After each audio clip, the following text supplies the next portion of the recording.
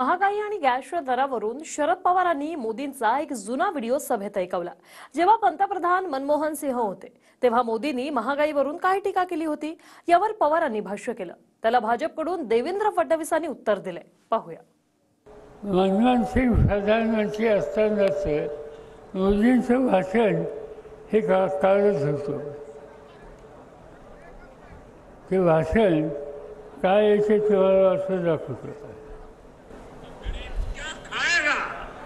आज प्रधानमंत्री यहाँ आए थे, लेकिन प्रधानमंत्री महंगाई का मां बोलने के लिए तैयार नहीं है। महंगाई का मां बोलने के लिए तैयार नहीं। इनका अहंकार इतना है, महंगाई के लिए एक शब्द बोलने को तैयार नहीं है।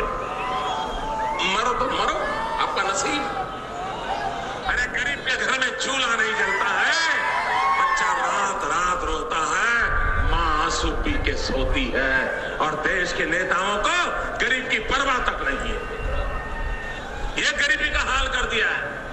4 तारीख को वोट करने जाए तो जरा घर में जो गैस सिलेंडर है ना, उसको जरा नमस्कार करके जाइए।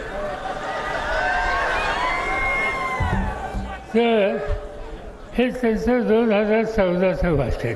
मोदी साहेबांनी सातत्याने आंतरराष्ट्रीय बाजारपेठेचं प्रेशर असताना देखील जेव्हा जेव्हा संधी मिळाली गॅसचे भाव कमी केले आणि आंतरराष्ट्रीय बाजारपेठेत गॅसचे भाव खूप मोठ्या प्रमाणात वाढले, तरी देखील ते स्टेबल ठेवण्याचं काम मोदीजींनी केलं।